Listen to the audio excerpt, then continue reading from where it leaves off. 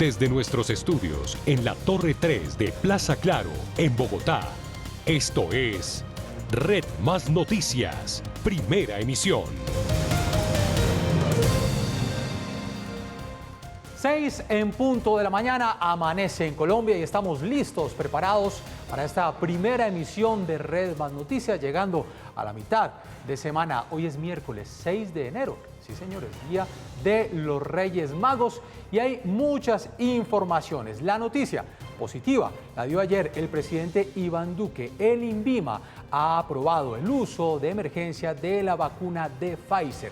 10 millones de vacunas que serán entonces iniciadas para empezar a vacunar a todos los colombianos. 10 millones son 2 dosis para 5 millones de personas. Tristemente seguimos registrando altos casos de contagio. Ayer hubo una nueva cifra récord. Estamos hablando de 16.835 casos en nuestro país. 241 personas que desafortunadamente han perdido la vida a causa del COVID-19. Preocupa la situación en Bogotá, 5.300 casos en Bogotá. Preocupa también la situación en el departamento de Antioquia, 2.300 casos en 24 horas el día de ayer. A propósito de Bogotá, primer día de estas cuarentenas en 3 localidades, se está estudiando si entran en cuarentena estricta otras 2 localidades. Estamos hablando de Kennedy y de Chapinero. Lo que sí es cierto es que el pico y cédula va a continuar durante todo el mes de enero en la capital. A propósito de Bogotá, anoche se reintegró en sus funciones la alcaldesa Claudia López. Ha interrumpido sus vacaciones. Cifra que dio el DANE de inflación en el año 2020, solamente 1.6%. Es la cifra más baja que se tiene de inflación desde el año de 1955. Esto debido a la pandemia. Y en el mundo hay preocupación por parte de la OMS, quien pretendía enviar unos investigadores para realizar averiguaciones sobre el origen del COVID-19 a China. Pues China no ha permitido el ingreso de estos investigadores por el momento. Vamos a ver qué pasa. Muchas informaciones, así que vámonos con los titulares. El INVIMA autoriza el uso de emergencia de la vacuna de Pfizer-BioNTech en Colombia. Antioquia endurece las restricciones. A partir de esta noche, toque de queda en todo el departamento. Y hay alerta hospitalaria en Cali. Las UCI están casi al 100%. Colombia es uno de los países que más crecerá en el año 2021, así lo asegura el Banco Mundial. Y hay alta tensión en Venezuela. Mientras el chavismo toma el mando del Parlamento, la oposición extiende sus funciones en la Asamblea Nacional. En noticias deportivas, Juan Guillermo Cuadrado en la banca por fuerza mayor. El jugador dio positivo en la prueba de COVID-19. Y la reina Isabel II cancela todas las Garden Party del Palacio de Buckingham en el año 2021, esto debido a la pandemia. Vamos con el pronóstico del clima para hoy miércoles. En Bogotá mucho frío, sin embargo se espera día soleado, una temperatura mínima de 8 grados, una máxima de 18 grados. En Medellín, donde estamos muy atentos porque tendremos toque de queda desde el viernes, habrá ley seca y se mantiene el pico y cédula en Medellín y en Antioquia. Día lluvioso se espera en Medellín, una temperatura mínima de 16 grados y una máxima de 25 grados.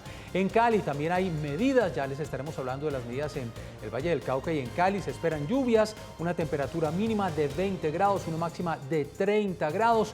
En Barranquilla se espera día soleado, una temperatura mínima de 24 grados, una máxima de 30 grados. En Bucaramanga, una temperatura máxima de 27 grados, una temperatura mínima de 18 grados y se espera día soleado en Bucaramanga.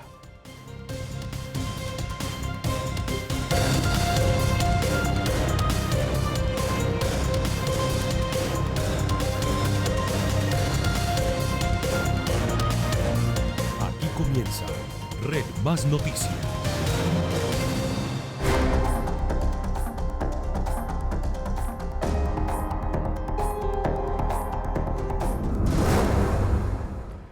6 de la mañana, 4 minutos. Iniciamos entonces con todas las informaciones. Ayer anuncio del presidente Iván Duque dando el parte positivo en tiempo récord, 2 días antes del plazo que tenía el INVIMA para aprobar el uso de emergencia de la vacuna de Pfizer, pues el presidente dijo que ya había sido aprobado. Son 10 millones de vacunas de Pfizer, 2 dosis, 5 millones de colombianos que se verán beneficiados. Se espera también la aprobación de Janssen y de AstraZeneca. Esto dijo el presidente Iván Duque. Llegó la solicitud de Pfizer y básicamente en un periodo muy corto, en un periodo récord, se analizó por parte de todo el equipo técnico más de 22.000 folios y hoy se da ya esa autorización para el uso de emergencia de la vacuna de Pfizer en Colombia. Este es un paso muy importante y así seguiremos también avanzando con AstraZeneca y estaremos avanzando también con Janssen. 6 de la mañana, 5 minutos. Noticia positiva. Sin embargo, desafortunadamente se sigue presentando altos contagios por COVID-19 en nuestro país. Ayer, nuevamente, cifra récord de contagios en 24 horas, el parte que dio el Ministerio de Salud. Casos nuevos de personas contagiadas, 16.835 nuevos casos. Personas recuperadas, 6.833. Esta cifra bajó un poco. Las personas que tristemente han fallecido, que no se nos convierta en una cifra más. 241 personas han fallecido. Casos activos a la fecha, 95.015 casos. Es el reporte que dio el Ministerio de Salud el día de ayer junto al Instituto Nacional de Salud. 6 de la mañana, 6 minutos. Y ayer también el ministro de Salud, Fernando Ruiz, dio a conocer, empezó a socializar el Plan Nacional de Vacunación. ¿Cómo va a ser? ¿Desde qué momento? ¿Cuáles van a ser las poblaciones que van a ser vacunadas en un primer instante? Todo esto, además, el presidente Iván Duque dijo que iba a ir variando de acuerdo a las circunstancias. Sin embargo, se hizo la presentación de este Plan Nacional de Vacunación. El director de Promoción y Prevención del Ministerio de Salud y Protección Social explicó que tras la definición de las fases en las que serán vacunados los colombianos según su edad, riesgos y comorbilidades, la cartera trabaja en identificar las IPS que cuentan con el servicio de vacunación y urgencias de todo el país para que allí se adelante la aplicación de los fármacos. También explicó cuál será la ruta para la vacunación definida por las autoridades de salud. Las empresas administradoras de planes de beneficio y las entidades territoriales deberán asignar estas instituciones prestadoras de salud, habilitarlas, verificar su cumplimiento y buscar la población seleccionada y priorizada a vacunar en el municipio y residencia cercano a su lugar de vivienda. Asimismo, las IPS deben realizar el agendamiento de la cita de vacunación, fecha y hora e informar al usuario y las entidades administradoras de planes de beneficios de salud. Estas actualizarán la base de datos nominal de la población vacunada y cargará a la plataforma Mi Vacuna COVID-19 la población a vacunar. Finalmente, el usuario podrá consultar la información de su historia vacunal en dicha plataforma. Las IPS, después de que sean seleccionadas, deben confirmar la cita de la vacunación al usuario. Durante el proceso de la atención de vacunación se deben mantener todas las medidas de bioseguridad.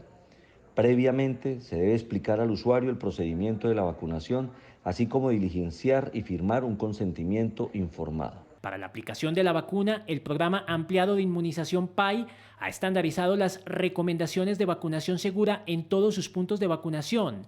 Se debe realizar el diligenciamiento del registro de vacunación en el PAI Web 2.0, así como la entrega del carnet de vacunación con la fecha de la próxima cita para la segunda dosis de la vacuna si se requiere.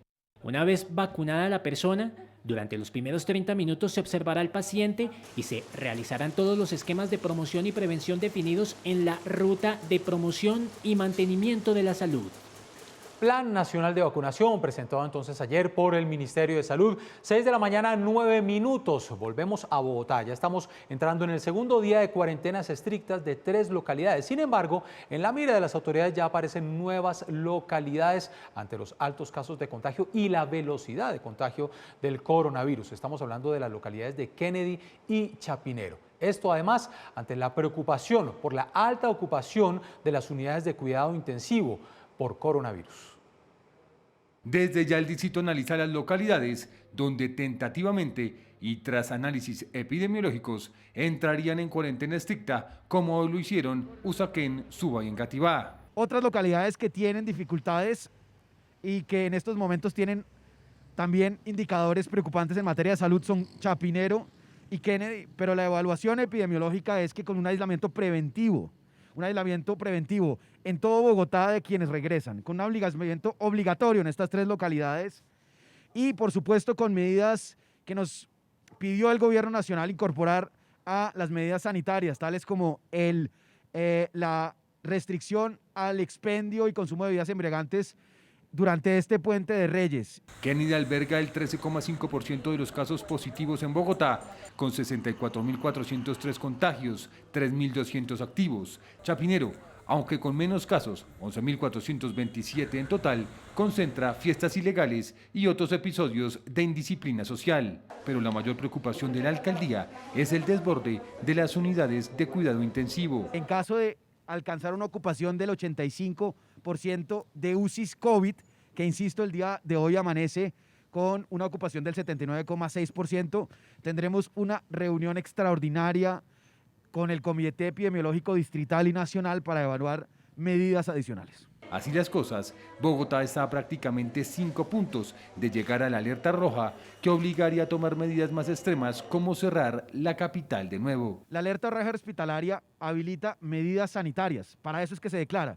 Da facultades a la autoridad sanitaria, que es Bogotá, de decretar medidas como por ejemplo la centralización de UCIs, la centralización de medicamentos, como por ejemplo procesos expeditos de personal. El distrito acepta el colapso de la UCI para COVID-19 en instituciones privadas, pero explica que la Secretaría de Salud está en la capacidad de hacer traslados o de convertir las camas hospitalarias para niños en unidades para adultos. Bogotá, a diferencia de cualquier otra ciudad del país, tiene una carga que no tiene ninguna otra, y es que ingresan 2 millones de personas en esta temporada de fin de año. Yo quiero que la gente dimensione qué quiere decir eso. Este fin de semana nada más regresaron 700.000, es decir, entró a Bogotá una ciudad del tamaño de Cúcuta. El alcalde encargado también aseguró que Corferias no será habilitado nuevamente para atenciones médicas.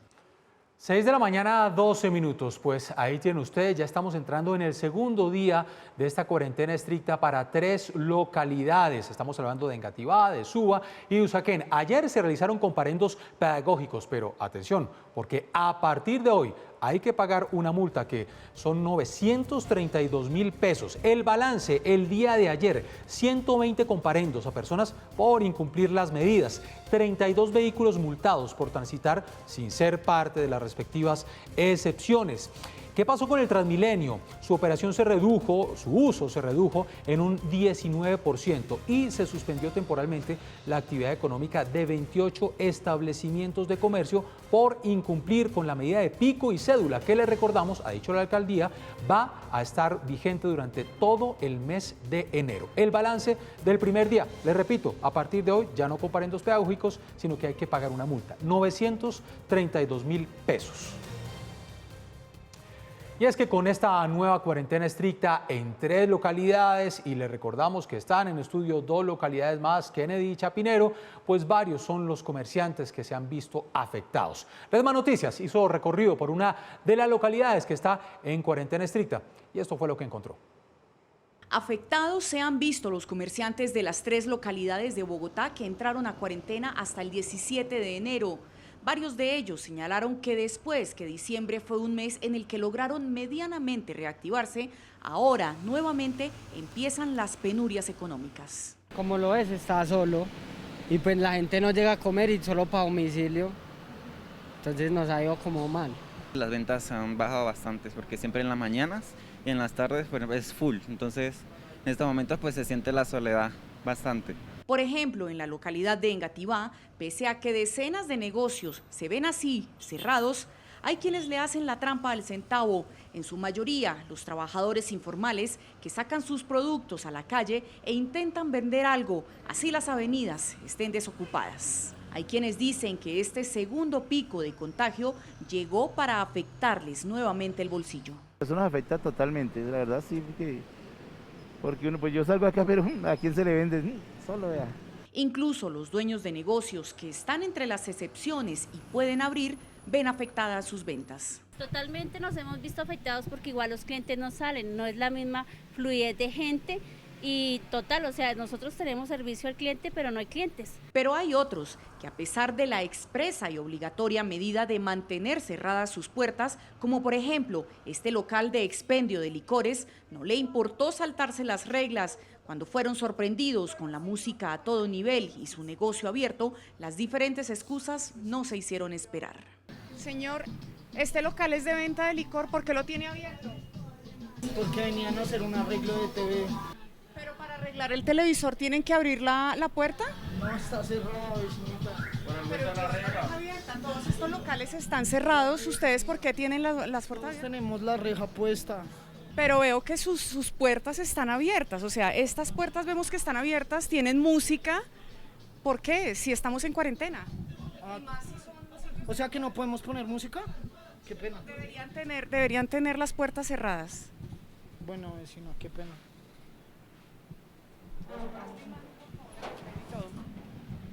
En Usaquén, Engativá y Suba hay contagiadas 147.246 personas. 6 de la mañana, 16 minutos. La situación en estas localidades, varios gremios han reaccionado. FENALCO ha rechazado estas medidas, ha dicho que esto se va a reducir a más desempleo, vamos a tener más momentos de crisis en el país. A través de un comunicado dijo que las políticas que se implementaron como cuarentenas, ley seca, toques de queda, pico y cédula ya fracasaron y volverlas a repetir solo sería la destrucción de nuevos empleos, la muerte de miles de empresas. El gremio se pregunta por qué se castiga a las empresas formales que cumplen los protocolos de bioseguridad mientras brillan por su ausencia las campañas dirigidas a la población en general y al comercio informal. La reacción de FENALCO.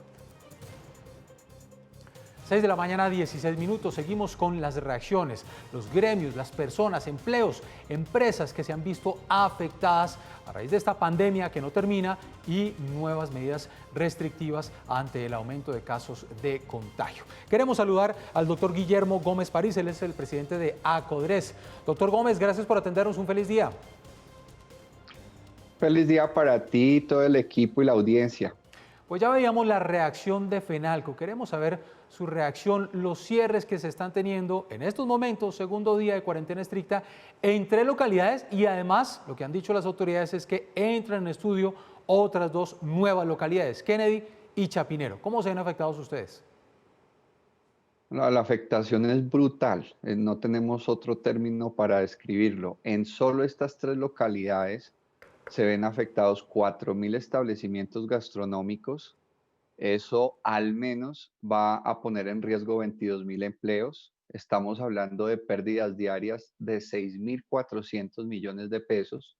No olvidemos que solo Usaquén concentra una de las ofertas de más alto nivel, de más alta calidad en términos gastronómicos de Bogotá. También debemos, digamos, para que los televidentes puedan entender un poco la diferencia, el impacto no es igual al anterior. Cuando se hizo la primera cuarentena y las primeras medidas restrictivas, las empresas venían bien.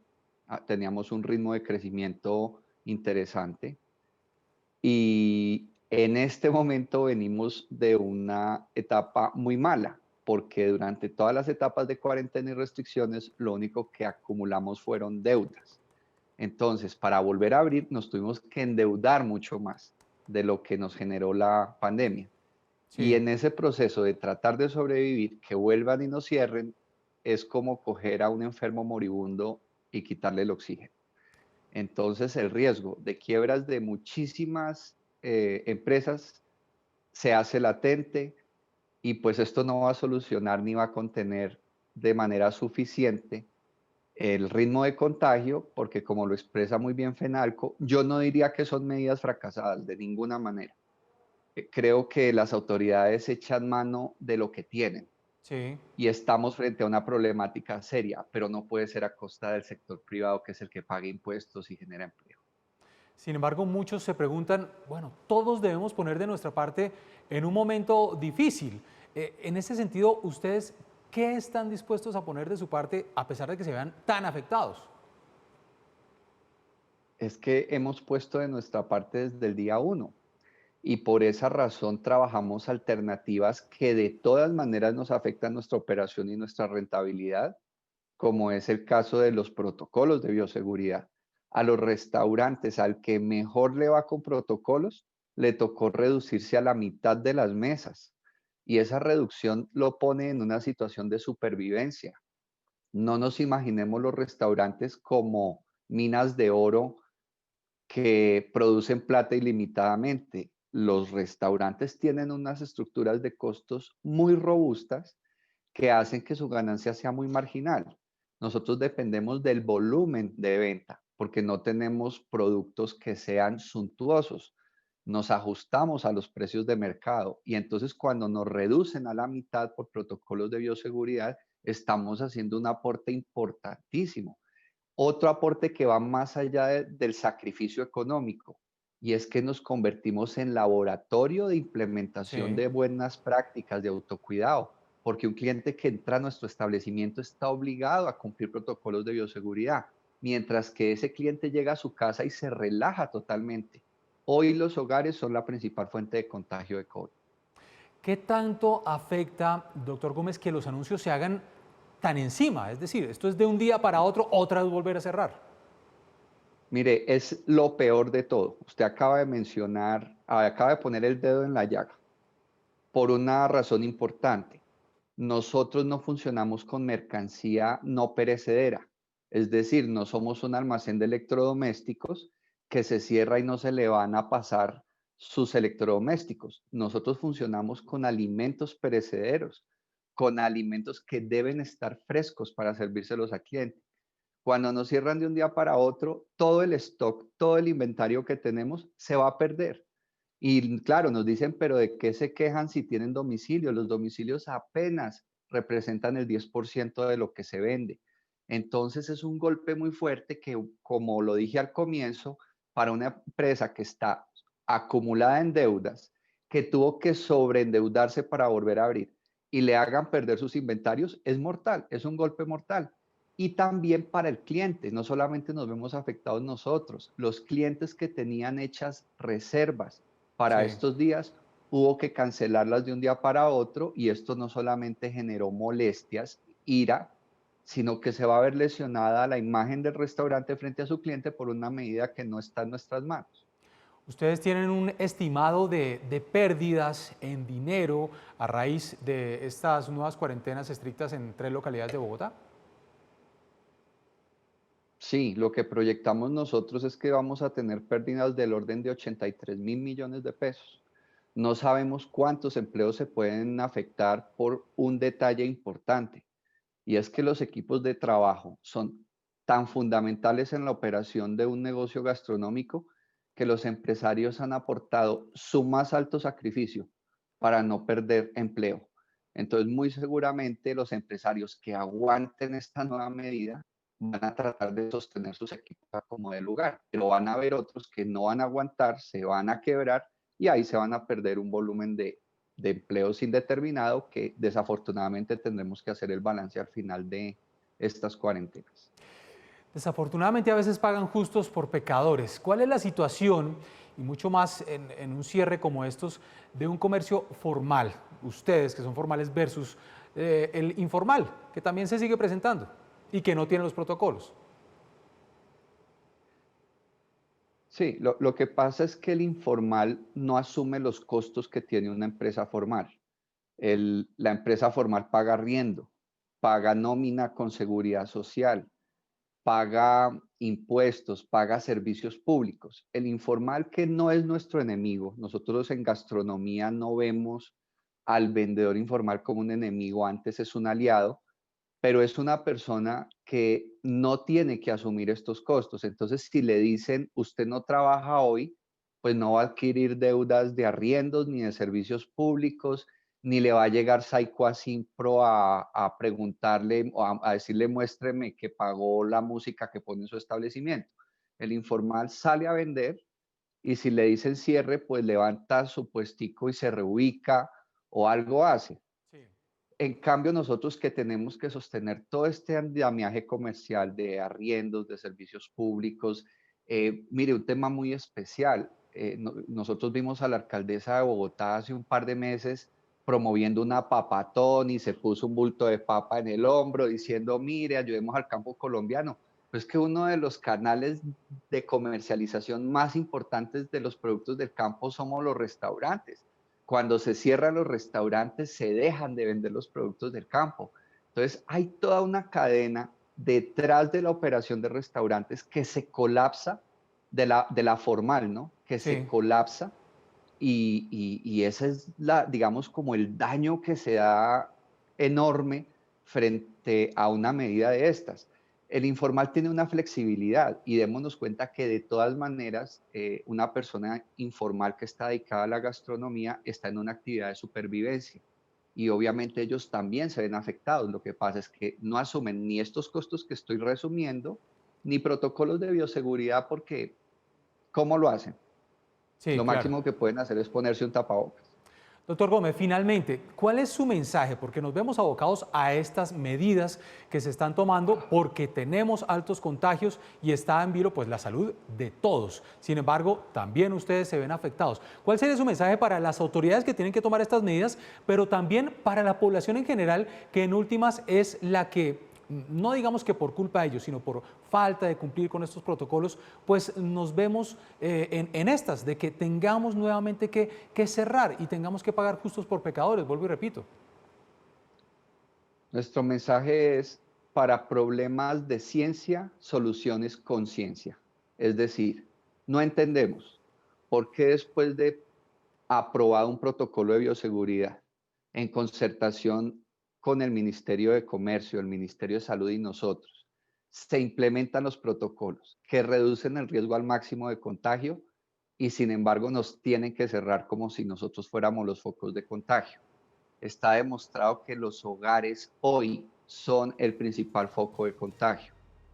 La pregunta es,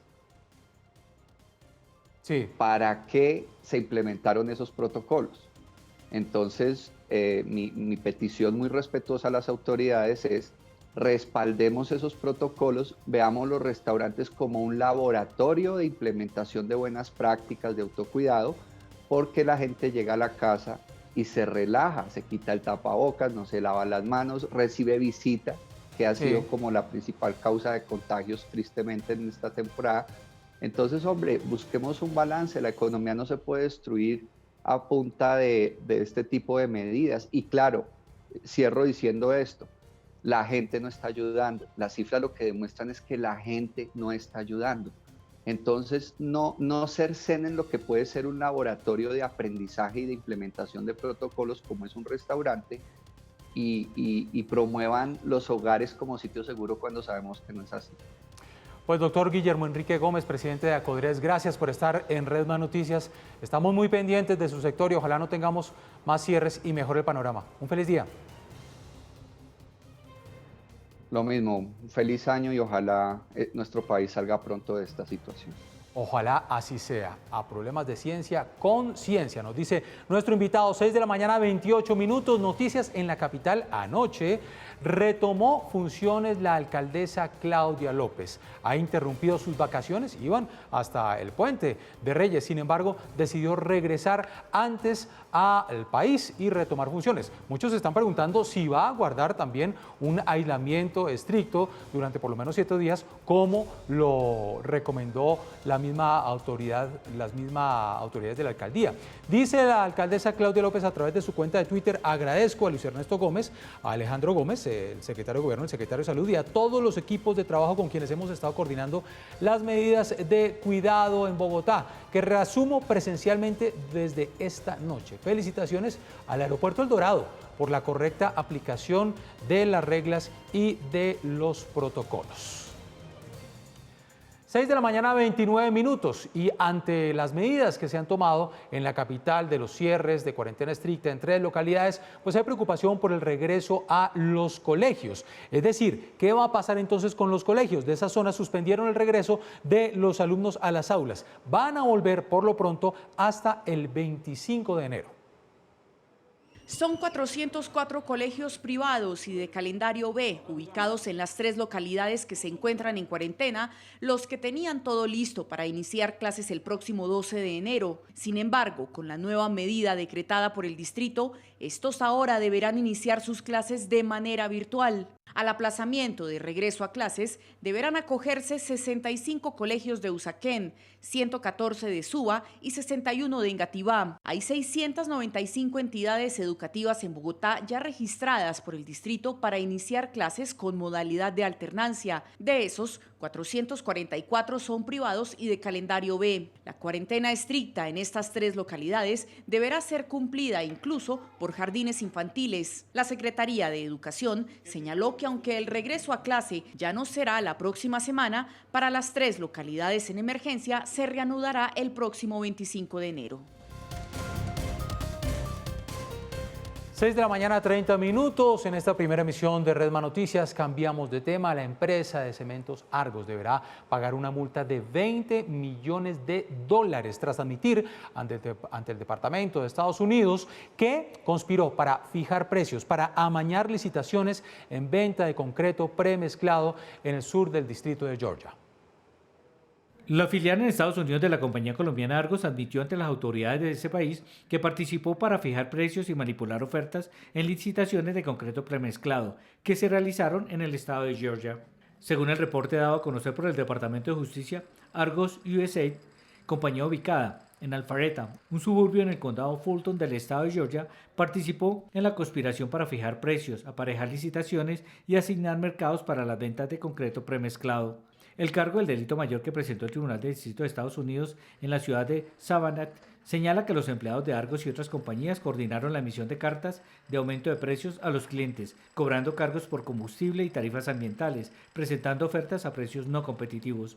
La División Antimonopolio anunció un acuerdo de enjuiciamiento diferido que resuelve el cargo contra Argos y la compañía acordó pagar una multa penal de $20 millones, luego de admitir su participación en la conspiración, así como cooperar plenamente en el proceso criminal. El secretario de Justicia auxiliar, Bakan Delharin, explicó que la fijación de precios, la asignación de mercado y la manipulación de licitaciones no solo son poco éticas, sino ilegales. En Colombia, la compañía explicó que la subsidiaria firmó ese acuerdo con la División Antimonopolio y hará el pago de los $20 millones en conexión con la resolución de la investigación sobre la conducta anticompetitiva de un pequeño número de ex empleados que se unieron a Argos mediante la adquisición de activos de otra empresa, después de que la conducta se había realizado. 6 de la mañana, 32 minutos. Buenas noticias para 954 localidades rurales de nuestro país que a partir de mayo tendrán servicio de Internet 4G. Así lo ha informado el Ministerio de las Tecnologías y de las Comunicaciones. Según la ministra Karen Abudinen, uno de los proyectos de mayor impacto fue la subasta del espectro de 700 y 2500 MHz, que ampliará la cobertura de banda ancha móvil en 3.658 localidades rurales en Colombia. En mayo de 2021, las primeras 954 localidades estarán conectadas y podrán reducir su brecha digital, mejorar la calidad de vida de sus habitantes. Buena noticia. 6 de la mañana, 33 minutos, y luego de ser elegido comenzando el mes de diciembre, ayer se posesionó Leonardo Villar como nuevo gerente del Banco de la República. Villar ya había estado, recordemos, en el banco donde ocupó el cargo de codirector entre 1997 y el año 2009 y dijo que regresa con entusiasmo a ayudar a mantener la función de estabilidad económica del país. Señaló Villar que va a trabajar bajo los lineamientos de la Junta y en coordinación con el Gobierno Nacional, así como en la promoción de la actividad cultural, que esta es una tarea bien importante en el Banco de la República. Vamos con noticias que ha dado el Banco Mundial, cifras de crecimiento económico. Hay buena expectativa para Colombia con respecto a los demás países de la región. Dice el Banco Mundial que Colombia va a tener un crecimiento del 4.9% a pesar de esta crisis tan fuerte que estamos viviendo. Y esto es una buena noticia porque la cifra con relación a los demás países de la región es de solamente el 3.7%. El Banco Mundial dio a conocer sus proyecciones económicas globales. Calcula que el mundo crecerá cerca de 4% en 2021 y América Latina y el Caribe lo harán en 3,7%, siempre que los programas de vacunación y la inversión en los países avancen. El organismo prevé un crecimiento para Colombia de 4,9% que tendrá como respaldo la reactivación de la demanda este año, y en 2022 ese aumento sería de 4,3%. Proyecciones que no solo superan el promedio de la región, sino que superan las presentadas en el informe anterior. América Latina y el Caribe ha sido una de las regiones más afectadas por la pandemia del coronavirus y se espera que su economía crezca a medida que se flexibilicen las iniciativas para mitigar la pandemia, se distribuyan las vacunas, se estabilicen los precios de los principales productos básicos y mejoren las condiciones externas. El Banco Mundial recalcó, sin embargo, que la recuperación que llegará luego de una década de crecimiento lento será muy leve y advirtió que un escenario negativo con retrasos en la distribución de la vacuna contra el COVID-19 podría reducir el incremento del PIB a 1,9%. El banco llama la atención sobre los riesgos adversos como la imposibilidad de contener la pandemia, los problemas de la deuda y el financiamiento externo, el resurgimiento de las tensiones sociales y los propios daños que ocasionó la pandemia. El banco indica que pese a que la economía global ha mejorado, la pandemia ha dejado varias cicatrices que podrían tardar más tiempo en sanar, como el incremento de la pobreza o el aumento de las muertes y enfermedades. 6 de la mañana, 35 minutos. Bueno, noticia positiva. Les repito la cifra que ha dado el Banco Mundial para crecimiento, expectativa de crecimiento de la economía en nuestro país, 4,9%. Eso sí, como lo veían en la nota, siempre y cuando se cumpla con todo un buen proceso de vacunación que nos permita salir rápido de esta pandemia. 6 de la mañana, 36 minutos, noticias con la vicepresidenta de nuestro país, Marta Lucía Ramírez, quien hizo presencia en el departamento de La Guajira. Allí entregó máquinas de coser para mujeres emprendedoras en el municipio de Uribia. Al menos 50 mujeres indígenas que están dedicadas a la confección se beneficiaron con estos insumos que, según el gobierno, les va a permitir alcanzar una mejor producción, una mejor comercialización de sus artesanías. Yo he insistido en que esta figura de las cooperativas tiene que servirnos para unirlas, para que la unión se haga la que haga la fuerza, porque cada mujer sola tejedora o sola produciendo mantas tiene una capacidad limitada. 6 de la mañana, 36 minutos. Iniciamos una primera ronda por los departamentos, ciudades, regiones de nuestro país. Lo vamos a hacer en el departamento de Antioquia. Les recordamos que entra hoy en toque de queda. Desde el viernes habrá ley seca y también se mantiene el pico y cédula. ¿Qué han dicho distintos sectores? Bares, restaurantes han dicho que no han comenzado nada bien este año 2021 debido a estas medidas. Santiago Campo, buenos días. Buenos días, cordial saludo para usted y para todos los televidentes. Empezar el año con el pie izquierdo fue la frase del comercio de los bares y restaurantes respecto a las medidas que vuelven a regir en Antioquia para el Puente de Reyes. Ellos en cabeza de Asobares indican que esto le sigue dando peso a la grave ruptura que tiene el tejido empresarial y que no entienden por qué no se ha evaluado el real impacto y la utilidad de las medidas restrictivas previamente aplicadas para el orden público en el mes de diciembre, mismas que no tuvieron un efecto alguno en ciertos sitios donde las fiestas clandestinas fueron las protagonistas.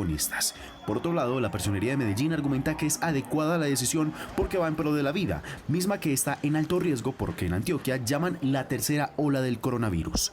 Hoy los antioqueños amanecen con 2.319 casos nuevos de COVID-19, 4.927 fallecidos, 82,67% de ocupación de camas UCI y más de 60 pacientes en espera a ser atendidos ya que no hay camas donde ubicarlos. Esta es nuestra primera información del día. En minutos, más de lo que sucede en Antioquia. Informó para Red Más Noticias, Santiago Ocampo Ciro. Muy bien, Santiago, más adelante volvemos con ustedes. 6 de la mañana, 38 minutos. Vamos con noticias al Valle del Cauca. Emergencia en zona rural de Jamundí por desbordamiento del río Cauca. Esto debido a los fuertes aguaceros que se ven en el aumento de los caudales de los ríos que desembocan en el Cauca. Vamos con Ángela Collazos. Ángela, buenos días. Hola, ¿qué tal? Muy buenos días para usted y para los televidentes. Mire, al parecer el desbordamiento del río Cauca en esta zona rural del municipio de Jamundí habría sido provocada por los fuertes aguaceros que causaron el aumento en los caudales de los ríos Palo y Desbaratados que desembocan en el río Cauca. De acuerdo con la Secretaría Departamental de Gestión del Riesgo, se avanza todavía en un censo de las personas afectadas para determinar cuáles serían las acciones que deben emprender para ayudar a la comunidad afectada. Sin embargo, en labores preliminares, en esta situación se pudo constatar que al menos 15 personas quedaron atrapadas en predios dedicados a la siembra de pan coger, cebolla y habichuela. Por su parte, personal de la CBC descartó que el desbordamiento haya sido provocado por la apertura de la represa de Salvajina. Finalmente, las autoridades han extendido un llamado a los vallecaucanos para que no se acerquen a los ríos, debido a que el fenómeno de la Niña produce precipitaciones de un momento a otro. Con esta información yo me despido desde Cali. Informó para ustedes Ángela Collazos para Red Más Noticias. Nos vemos más tarde aquí en el Noticiero de la Mañana. Ángela, gracias. Ahí está la recomendación, no se acerquen a los ríos, recomendación para los vallecaucanos. Nos vamos para Barranquilla a las 6 de la mañana, 40 minutos, donde es noticia un millonario robo a una importante relojería, mercancía avaluada en más de 500 millones de pesos. Kimberly Martínez, buenos días, ¿cómo es la historia? Hola, ¿qué tal? Muy buenos días para usted y los televidentes. Pues el robo se presentó en horas de la tarde cuando dos hombres y una mujer llegaron hasta el local, haciéndose pasar como clientes e interesados en comprar unos relojes. Una vez dentro del almacén, desenfundaron sus armas, amordazaron y golpearon a varias personas que se encontraban en esos momentos dentro del almacén, uno de los trabajadores y una clienta, y procedieron a llevarse gran parte de la mercancía que allí estaba exhibida y avaluada en más de 500 millones de pesos. Las autoridades hicieron presencia en el lugar y adelantan la investigación de estos hechos. Con esta información me despido por el momento desde Barranquilla. Regresamos más adelante con más noticias. Muy buenos días. Bien, Kimberly, gracias. De Barranquilla nos vamos a Cartagena a las 6:41 minutos. ¿Recuerdan ustedes el indignante video que se volvió viral en el cual unos niños bailaban y consumían alcohol, hacían bailes insinuantes? Las autoridades de Cartagena, estuvimos aquí con el secretario del Interior, habían dicho que estaban en la búsqueda de los papás. Pues las autoridades ya dieron con el paradero de dos madres más, de estos menores que aparecieron en este video. ¿Dónde estaban los papás en estos momentos? Astrid Elena Chávez, buenos días. Muy buenos días. Y en Cartagena continúan las investigaciones sobre el caso de los niños que fueron grabados en una fiesta consumiendo licor la noche del 31 de diciembre. En las últimas horas, otras dos madres fueron identificadas y conducidas por la Policía Metropolitana de Cartagena hasta la comisaría de familia. Al igual que a las madres de las niñas, les fueron impuestos 2 comparendos y quedaron vinculadas a un proceso de investigación por el delito de suministro a menor. Los dos niños que también aparecen en el video fueron trasladados al ICBF para el restablecimiento de sus derechos. La Policía Metropolitana de Cartagena, a través del Grupo de Protección a la Infancia y Adolescencia, recordó a los padres de familia la obligación que les asiste de proteger a los menores de edad, evitando que sean vulnerados sus derechos y se afecte su salud. Y ante esa omisión, estas madres responderán penalmente ante las autoridades. Esta es toda la información hasta el momento desde Cartagena. Continúen ustedes con más noticias. Muy bien, Astrid, 6 de la mañana, 42 minutos, el recorrido por nuestras regiones, que finalizamos con algunos datos. Nariño también decretó toque de queda para el Puente de Reyes. En Tunja, a partir de mañana empieza el toque de queda diario, y también habrá en el departamento de Tunja, en la ciudad de Tunja, pico y cédula. Así que estamos muy pendientes porque se empiezan a tomar varias medidas en distintas ciudades, regiones de nuestro país. 6 de la mañana, 42 minutos. Les propongo que nos vayamos con nuestra pregunta del día, que tiene que ver con el anuncio que hizo ayer el presidente Iván Duque. ¿Qué opina de la aprobación por parte del INVIMA de la vacuna de Pfizer? ¿Cuál es su opinión en medio de estos difíciles momentos? ¿Siente esperanza? ¿Se siente tranquilo? Además, estamos a la espera por parte del INVIMA de que se haga la aprobación de los otros laboratorios. Estamos hablando de Janssen, estamos hablando de AstraZeneca. Por ahora, ¿qué opina de esta aprobación por parte del INVIMA de la vacuna de Pfizer? Nuestra pregunta en redes sociales para que ustedes participen a las 6 de la mañana, 43 minutos. Momento de una primera pausa en esta emisión de Red Más Noticias.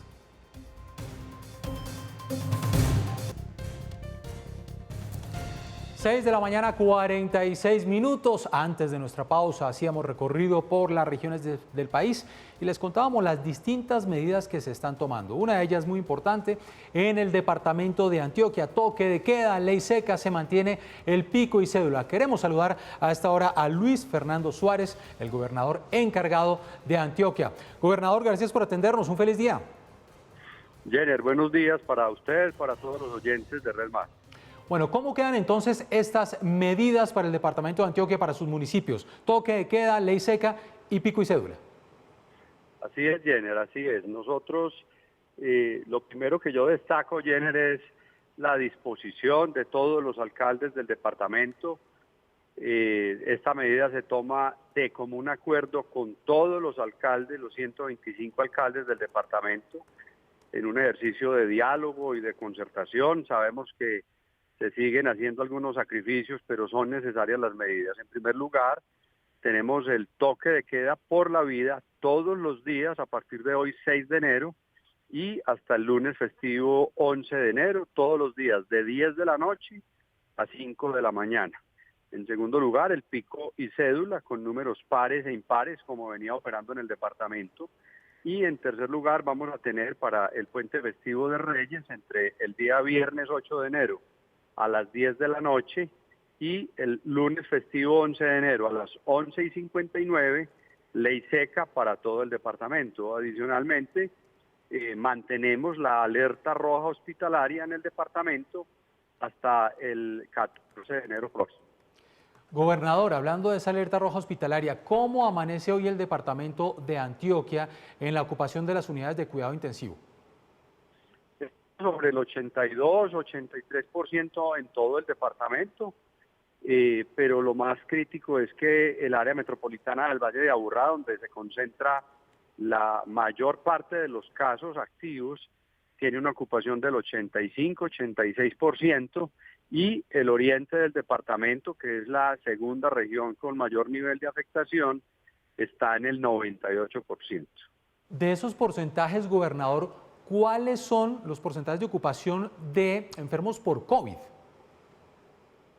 Bueno, nosotros estamos observando que están aumentando los pacientes de COVID, viene en una reducción los pacientes no COVID, que principalmente son trauma, accidentes cerebrovasculares, infartos, otras patologías, pero tenemos cerca del 55% de pacientes COVID y los demás son pacientes no COVID. Gobernador, en lo que tiene que ver con traslado de personas que están necesitando camas de unidad de cuidado intensivo, ¿están recibiendo de otros lugares? ¿Tienen la capacidad del departamento de Antioquia para recibir de otros lugares? Pues nosotros en este momento en el departamento tenemos unos 10 pacientes de otros departamentos en camas de cuidados intensivos del departamento, pero actualmente en los últimos días son muy pocos los casos realmente de pacientes que hemos debido trasladar a otras subregiones del departamento o incluso a otras ciudades del país. Principalmente Montería, por ejemplo, que están una ciudad tan vecina con el norte de Antioquia, con ellos tenemos pues en algunas ocasiones que nos reciben pacientes. Gobernador, ¿y cómo está el departamento de Antioquia en el abastecimiento de medicamentos, que ha sido pues una de las quejas que se han dado en los últimos días, a pesar del parte de tranquilidad de las autoridades, del Ministerio de Salud, del propio presidente de la República, en el sentido de que no hay desabastecimiento? Jenner, no, esa es una realidad difícil, en eso debemos ser pues muy francos. En el departamento sí hay escasez de medicamentos, principalmente medicamentos sedantes que son indispensables para la sedación de pacientes, pero esta es una escasez mundial, son medicamentos que se producen en el exterior que deben ser importados. Tenemos conocimiento que el Ministerio de Salud viene haciendo una gestión para importar al país, de hecho entendemos que ya hay unos lotes de medicamentos que han llegado al país, pero esta es otra realidad. Pero la otra, Jenner, es el personal del sector salud está cansado, agotado, lleva a 10 meses atendiendo esta pandemia y obviamente ese cansancio en la medida que incluso se contagian implica bloqueo de camas de cuidados intensivos, de tal manera que son muchos los factores pues que están hoy confluyendo y de ahí la importancia de insistirle y de pedirle a las antioqueñas y antioqueños que nos tenemos que cuidar, que la enfermedad sigue haciendo daño. Ya el departamento está cercano a 5.000 personas fallecidas por COVID y este es un gobierno que le apuesta a la defensa de la vida. Por eso estas medidas son necesarias e insistimos que la ciudadanía debe cuidarse. Desde el gobierno nacional y por supuesto ustedes hacen unas proyecciones, hacen unos modelos a futuro de lo que vendría para estar preparados ante futuras contingencias. ¿Cuál es el panorama a futuro en el departamento? Estamos entrando en el año 2021, venimos de fiestas, venimos de celebraciones de Navidad, de Año Nuevo, en fin, de una cantidad de aglomeraciones que pues estamos viendo las consecuencias, pero hasta ahora estamos a 6 de enero. ¿Qué va a pasar hacia finales de enero y cómo se preparan para ello? Pues Jenner, una de las cosas que hemos aprendido de esta enfermedad es que las consecuencias se ven unos días después. Todavía las cifras que tenemos registran, digamos, el efecto y las consecuencias que van a tener las festividades de fin de año.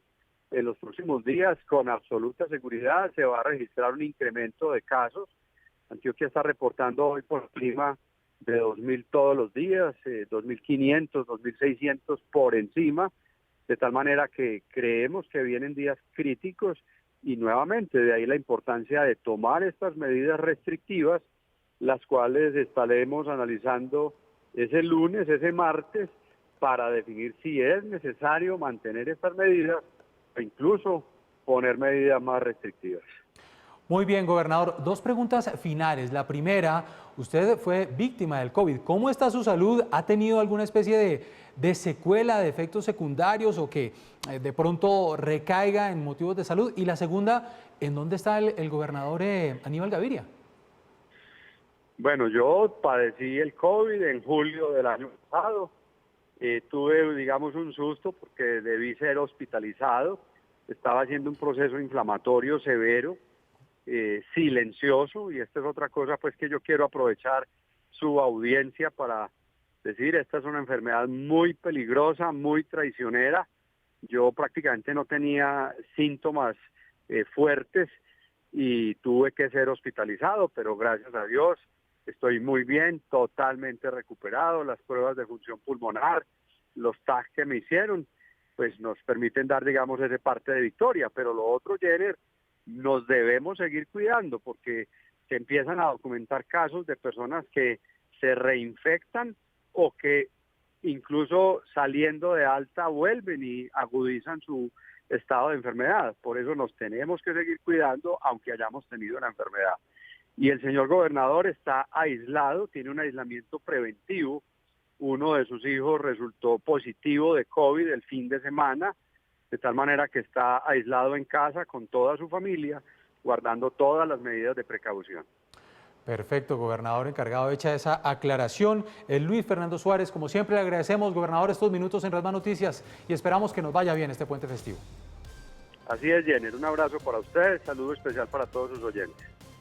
Muy bien, 6 de la mañana, 55 minutos. Muchos estaban preguntando, el gobernador Aníbal Gaviria, ¿dónde se encuentra? No ha aparecido. ¿Por qué está el señor Luis Fernando Suárez de gobernador encargado? Ya no lo aclara. Él mismo está en aislamiento. Uno de sus hijos ha dado positivo para COVID. Buena la aclaración.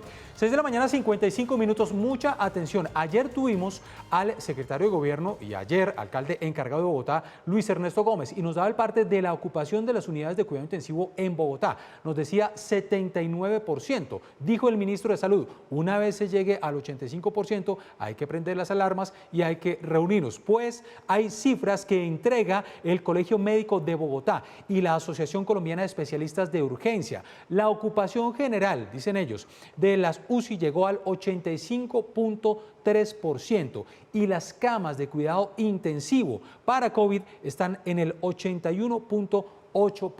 Les repito, son las cifras, el parte que da el Colegio Médico de Bogotá y la Asociación Colombiana de Especialistas. Vamos a ver qué pasa y qué medidas se toman con respecto a esta ocupación de las unidades de cuidado intensivo en la capital. 6 de la mañana, 56 minutos. Vamos a cambiar de tema y es que uno de los hijos del senador Gustavo Petro obtuvo asilo político en Canadá. Pese a que las denuncias vienen desde el año 2011, algunos seguidores del senador están culpando al actual gobierno.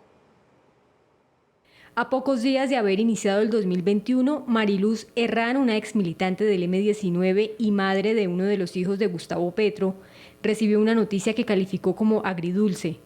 A su hijo Andrés, el gobierno de Canadá le había concedido el asilo político que buscaba desde hacía más de un año. Son como 40 causales por las cuales le conceden el asilo político. La principal es porque aquí en Colombia no hay ninguna garantía para que él, como hijo del principal opositor de este gobierno de derecha, esté acá en el país. En la solicitud documentaron en especial el intento de atentado contra la vida de Andrés ocurrido en octubre de 2011, cuando fue abordado en Transmilenio por, al parecer, un sicario. ¿Quién es usted?, le dijo el señor, y él le dijo, pues yo soy Andrés Gustavo, yo soy el hijo de Gustavo Petro, el recién elegido alcalde, y el señor le dijo, vea, pelado, a mí me mandaron a chuzarlo, es mejor que usted se pierda, no lo voy a hacer nada porque mi hermana votó por su papá, es mejor que se vaya. Según la ex esposa de Petro, desde ese entonces las amenazas contra su familia no se han detenido.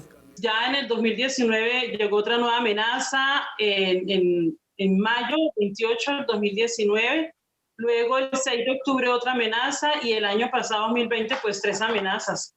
Nuevamente, y en estas amenazas pues dicen ser los señores de las Águilas Negras y amenazan a la familia, ¿no? La noticia desató controversia en las redes sociales, pues para algunos políticos el exilio del hijo de Petro es culpa del actual gobierno, pese a que el intento de atentado ocurrió en 2011. Hijo de Gustavo Petro obtuvo asilo en Canadá. Este gobierno lo quería matar. Solidaridad, @PetroGustavo. La Embajada de Canadá en Colombia le dijo a Red Más Noticias que la decisión de otorgarle el asilo se da tras un fallo emitido por la Junta de Inmigración y Refugiados de Canadá. Andrés Petro vive desde hace 2 años en Canadá, país en el que también está una tía y su abuela paterna. 6 de la mañana, 58 minutos. Seguimos contándole a todos ustedes cómo está la situación con el COVID-19 en estos momentos en que los casos aumentan. Estamos viendo el segundo pico de esta pandemia y a pesar de que tenemos noticias positivas, la llegada de la vacuna, aprobación del INVIMA, hasta el momento de la vacuna de Pfizer, pues hay preocupación por las unidades, la ocupación de las unidades de cuidado intensivo, falta de medicamentos en varias regiones de nuestro país. Nos vamos ahora para Cali, el Valle del Cauca. Miyerlandi Torres es la secretaria de Salud de Cali. Doctora Miyerlandi Torres, gracias por atendernos en Red Más Noticias. Un feliz miércoles para usted. Un muy buen día, Jenner. Un saludo para usted y para todos. Secretaria, ayer usted nos contaba de la situación crítica que se está viviendo en Cali y teníamos la cifra 97% de ocupación de las unidades de cuidado intensivo y teníamos 14 camas libres, solamente 14 para pacientes con COVID. ¿Cómo amanecemos hoy? Bueno, esos porcentajes de ocupación, ustedes saben que son porcentajes de ocupación variables. En un momento tenemos una ocupación del 97, bajamos al 94, bueno.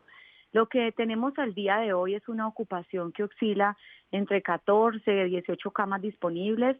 Logramos darle manejo a los pacientes en espera, sin embargo, ha sido una situación, como tú lo mencionas, que ya está pues crítica y que la realidad es que tenemos una estrategia que nos ha permitido funcionar.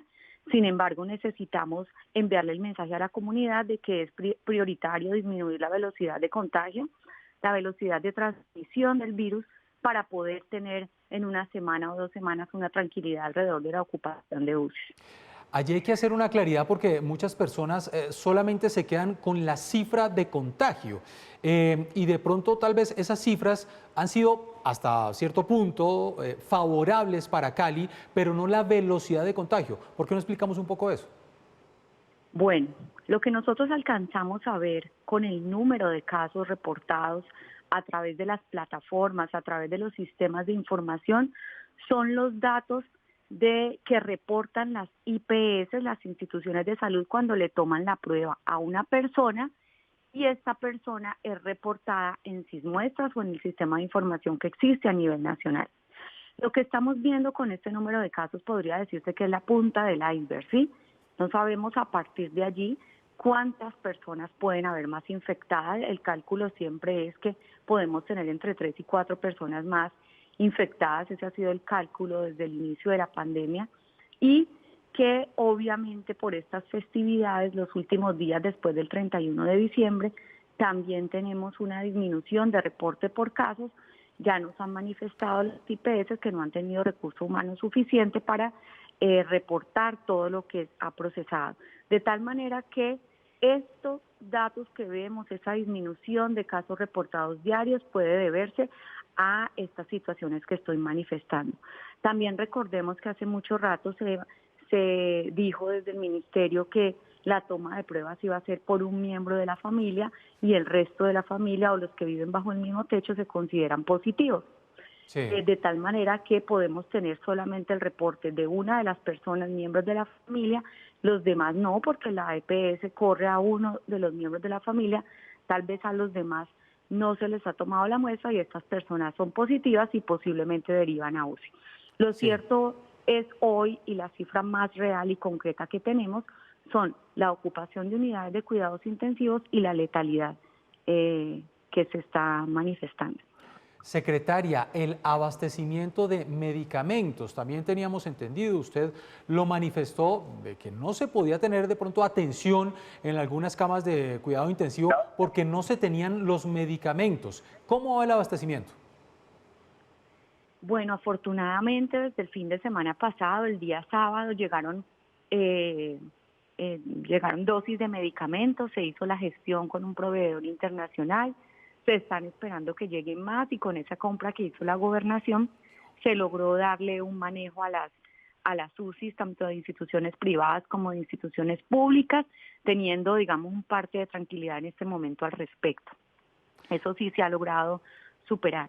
Tenemos dificultades hoy, según lo manifiestan algunas IPS, es, digamos, el cansancio de los trabajadores de la salud, claro. El ánimo, esa parte yo creo que es importante también enviarles un mensaje a los trabajadores de que por favor, pues que esta es una batalla grande que tenemos que dar, que ya estamos en el último ciclo, que ya casi llega la vacuna, que tenemos esperanzas y que pues no hay que desanimarnos y que la verdad es el agradecimiento infinito con ellos y que bueno, que continuemos todos de la mano porque de verdad que los necesitamos. Claro, por siempre ese agradecimiento al personal de la salud que la está pasando difícil, algunos se están infectando, llevan muchos meses de trabajo arduo, sin embargo, la invitación es a no desfallecer en estos momentos. La misma pregunta se la acabamos de hacer al gobernador encargado de Antioquia, al doctor Luis Fernando Suárez, y es el tema de la proyección. Estamos iniciando el 2021, estamos iniciando enero, hasta ahora es 6 de enero y tenemos estas cifras y las ocupaciones en la UCI que preocupan. ¿Qué proyecciones están haciendo en Cali para lo que va a ser el final de enero y cómo se están preparando? Porque estamos viendo las consecuencias, pero todavía no estamos viendo consecuencias de 31 de enero, por ejemplo, de 31 de diciembre. Exactamente, todavía no tenemos las consecuencias del 31, del fin de año, todavía no, afortunadamente en Cali. Desde el 31 hasta el 3 de enero se tomaron medidas y esas medidas yo sé que van a tener un efecto positivo. El comportamiento fueron de desorden y de descontrol social fueron muy pocos en unos sectores definidos, de tal manera que esperamos que la velocidad se logre disminuir. Después del 15 de enero podamos ver una disminución en la derivación a UCI. Sin embargo, como ya manifestamos inicialmente, con el número de casos reportados, podemos tener una falsa alarma de una disminución en los próximos días, de tal manera que tenemos que esperar esta tendencia de toda esta semana, a ver si es realmente una disminución o una estabilidad para poder tener unas proyecciones claras para fines del mes. Secretaria, finalmente se viene este puente de Reyes. ¿Cuáles son las medidas? Repitámosle las medidas para todos los caleños o las personas que planean viajar hacia Cali para este fin de semana.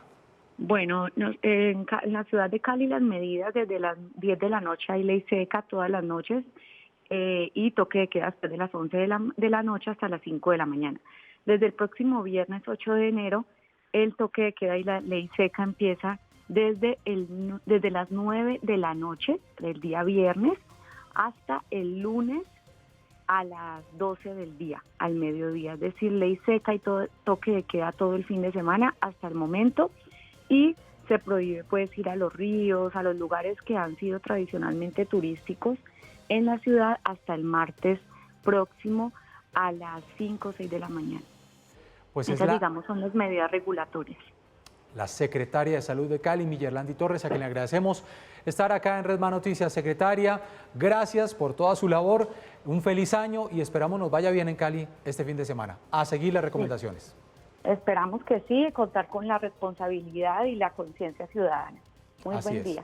conciencia. 7 de la mañana, 6 minutos. Es momento de hacer una nueva pausa en esta primera emisión de Red Más Noticias. Ya volvemos.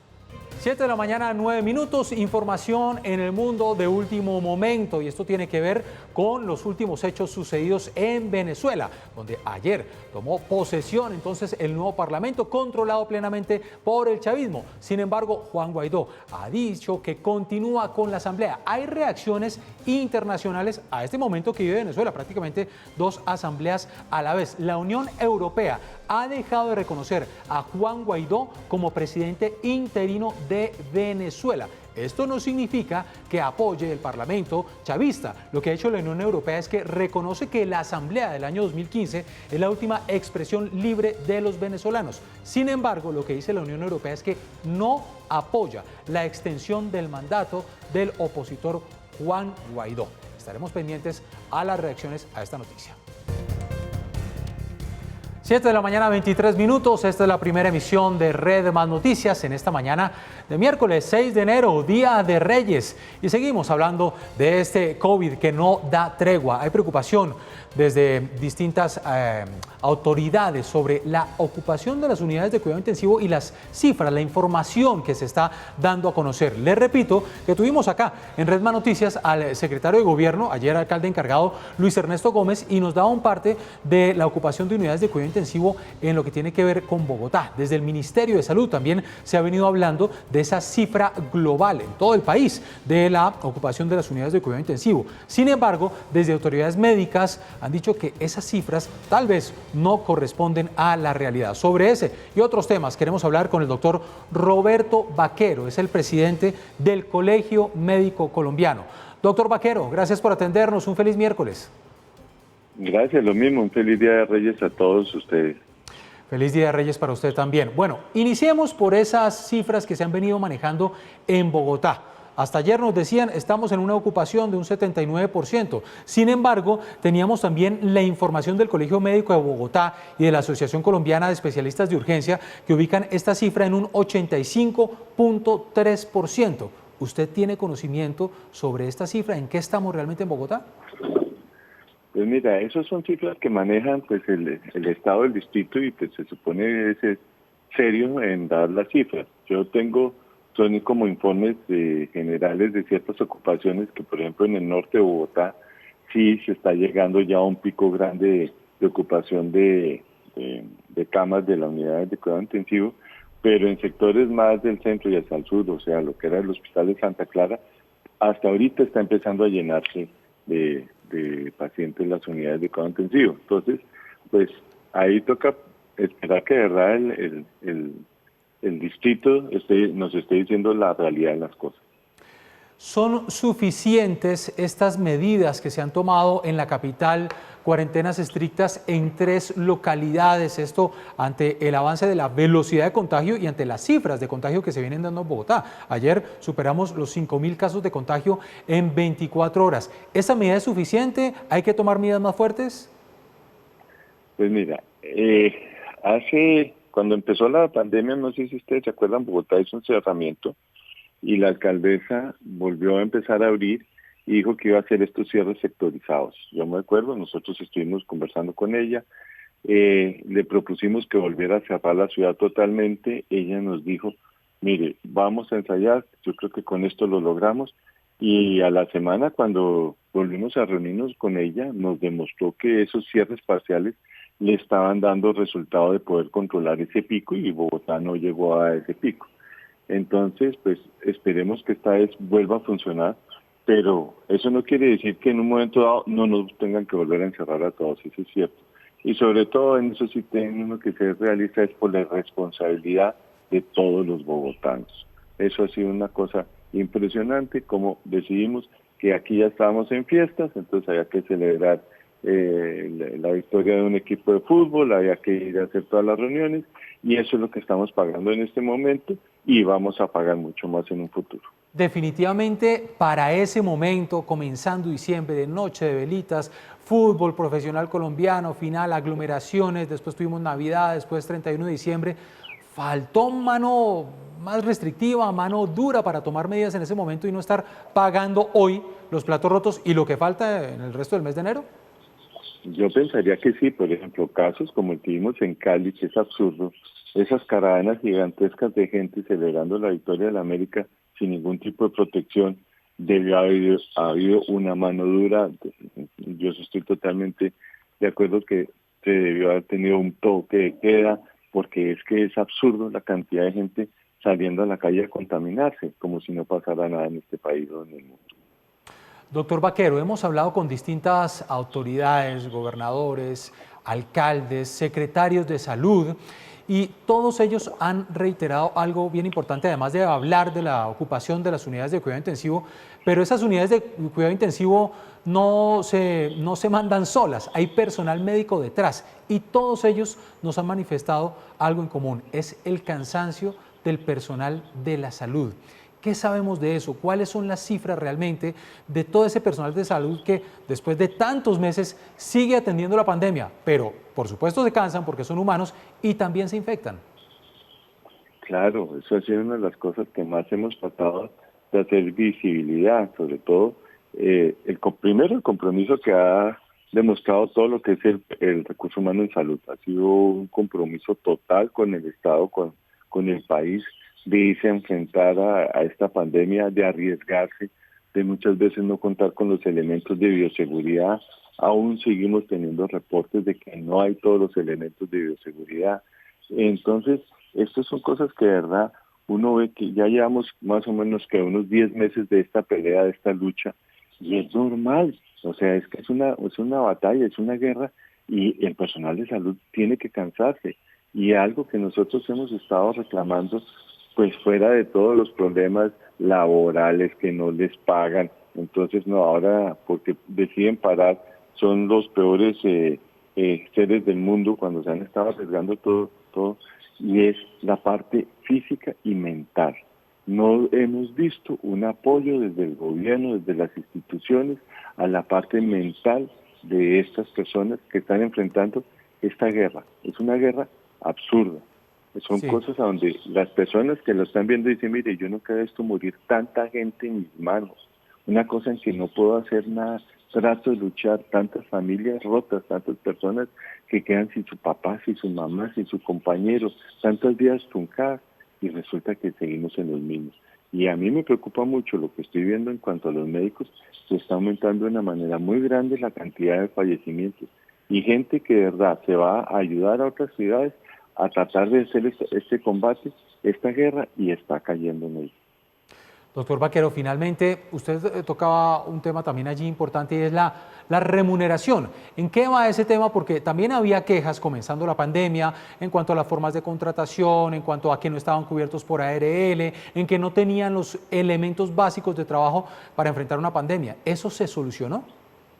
No, eso seguimos, la verdad, relativamente en lo mismo. Eso no ha habido de verdad ninguna solución. Lo único que yo vi es hace como unos 2 o 3 meses la Secretaría de Salud de Bogotá, que anunció que ya contrataba de manera directa como a cerca de más de 400 empleados que estaban por prestación de servicios, que ya empezaban a ser laboralizados. O sea, uno lo que aquí reclama es que son los mínimos vitales, o sea, el mínimo reconocimiento de una persona a algo que hace, que es un trabajo, y es su remuneración. Pero acá le pueden quedar debiendo plata a todo el mundo y no importa, usted tiene que seguir trabajando, usted tiene que seguir laborando, y si él llega a hacer algún reclamo de tipo laboral, entonces lo echan de su puesto porque no le renuevan el contrato, porque no tiene estabilidad laboral, o empiezan a quejarse que son indolentes y no están comprometidos con la ciudad, con el país.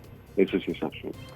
Es el doctor Roberto Vaquero, presidente del Colegio Médico Colombiano. Dura realidad para quienes están al frente, en la primera línea de batalla. Si hay héroes que tenemos que agradecer en el 2020 y comenzando este 2021, son esas personas que nos han estado atendiendo durante toda esta pandemia, que también son humanos, que también requieren remuneración, que requieren sus elementos de trabajo y que debemos de verdad agradecerles. Doctor Vaquero, gracias por estar en Redman Noticias. No, con el mayor de los gustos, y vuelvo y les insisto a todos, por favor, ayúdenos a controlar esto, que la gente, use sus elementos de bioprotección, use su tapabocas, su distanciamiento, que no, esto no ha pasado. O sea, aquí estamos viendo un segundo pico que es muy grande y que esto está, o sea, se está poniendo la cosa negra, como dice. Doctor, gracias por atendernos. Feliz día. Gracias, lo mismo. Un abrazo.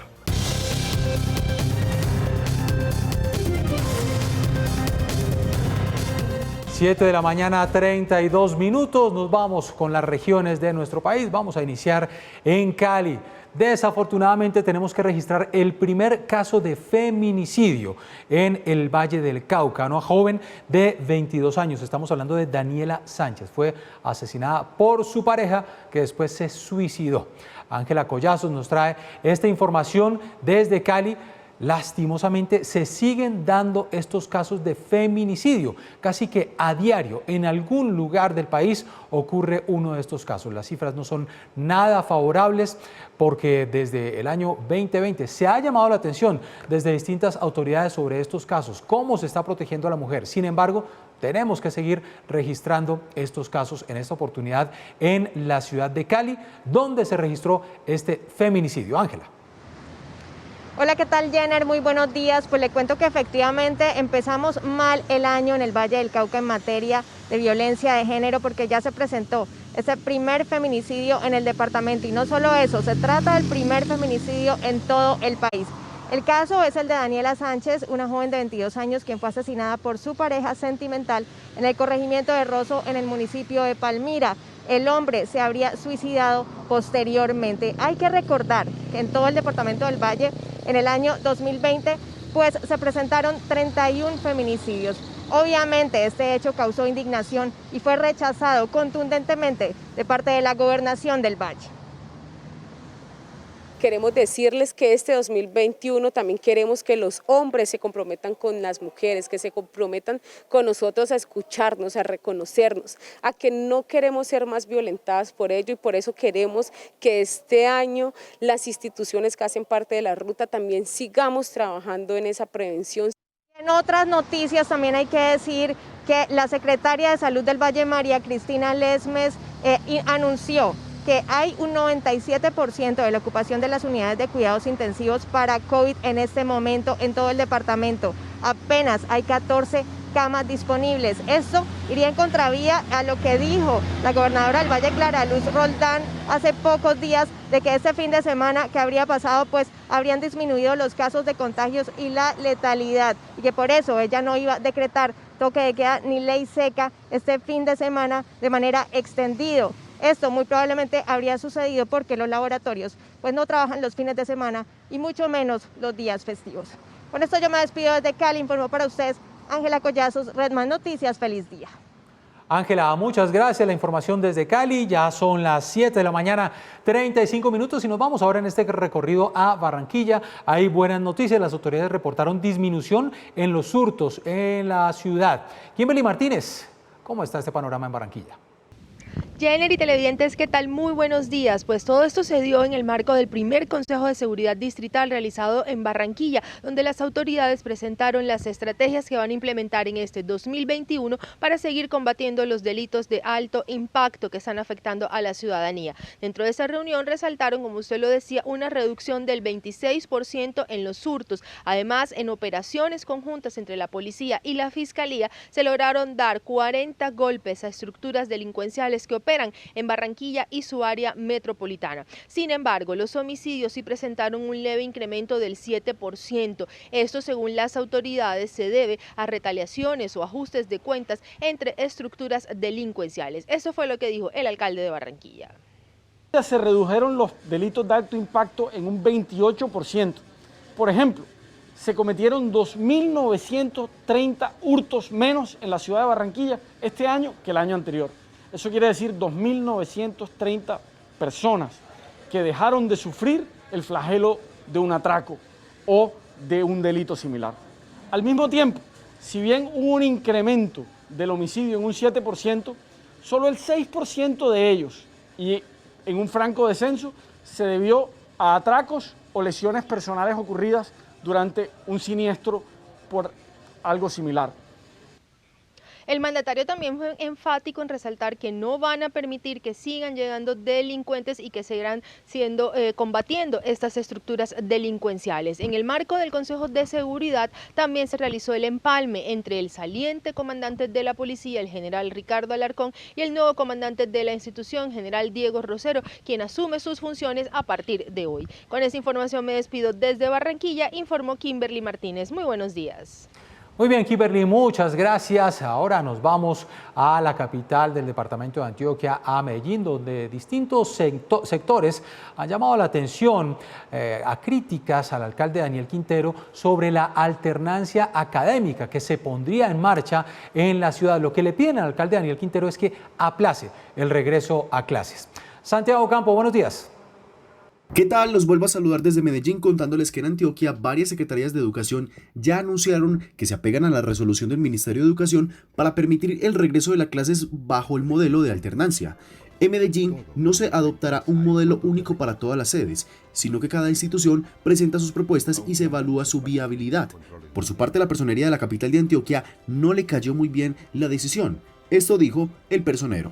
Consideramos que no es pertinente, no es conveniente el regreso de los niños, niñas y adolescentes a las instituciones educativas a través de la alternancia. Por eso hemos recomendado a la Secretaría de Educación que se aplace el regreso de los niños a las escuelas y colegios hasta tanto se tenga controlado el brote que hoy existe sobre la COVID-19. Las clases en Medellín arrancarán el 25 de enero, por lo que según esta secretaría ya hay un plan territorial de alternancia que fue firmado por el alcalde Daniel Quintero. Me despido de la capital de Antioquia, informó para Redma Noticias Santiago Ocampo Ciro. Feliz día para todos.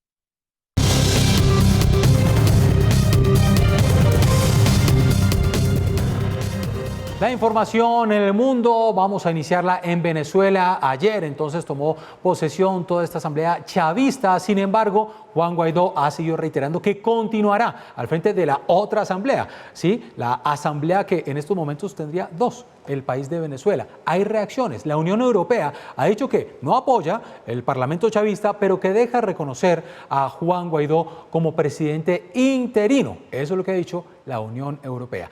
Alex Gómez nos amplía esta información. Alex. Así es, Jenner, muy buenos días para usted y para toda la teleaudiencia. A través de un comunicado, el alto representante de la Unión Europea para Política Exterior, Josep Borrell, ha asegurado que el bloque mantendrá sus contactos con todos los actores políticos y de la sociedad civil para devolver la democracia a Venezuela y también seguirán apoyando a Juan Guaidó, pero en esta comunicación evitan referirse a Guaidó como presidente encargado de Venezuela y como presidente del Parlamento, y también se refieren a la Asamblea Nacional Opositora como asamblea saliente. Esto contrasta con posiciones como las de los países que integran el Grupo de Lima, que ayer en la noche habían emitido una declaración para desconocer la asamblea del chavismo que se posicionó ayer y que ahora preside Jorge Rodríguez, el exministro de Comunicaciones de Maduro, y también ratificaron su reconocimiento a la comisión que nombró Juan Guaidó para darle continuidad a la Asamblea Nacional Opositora. La expectativa gira ahora en torno a la posición que siga asumiendo Estados Unidos, ya que ayer habían ratificado también su reconocimiento a Juan Guaidó, pero se espera la opinión de Joe Biden, que se posicionará en la Casa Blanca a partir del 20 de enero de 2020. Información con Alexander Gómez para Redma Noticias. Muy bien, Alex, muchísimas gracias. Entonces, aquí, Alex, lo que hay que hacer claridad es que la Unión Europea le reitera el apoyo a Juan Guaidó, pero no lo reconoce como presidente interino en estos momentos. Sin embargo, ha dicho la Unión Europea, va a continuar apoyando a Guaidó, a la oposición, para restablecer la democracia, ellos lo han dicho así, en Venezuela. Sin embargo, no lo reconocen como presidente interino. Muy bien, Alex Gómez, gracias por la información. 7:42 minutos, es momento de una pausa. Esta es la primera emisión de Redma Noticias. Volvemos.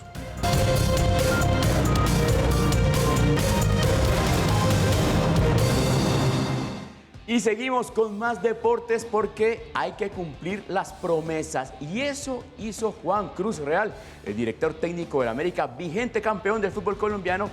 Jenner, había que hacerlo. ¿Cuál fue la promesa que hizo Juan Cruz?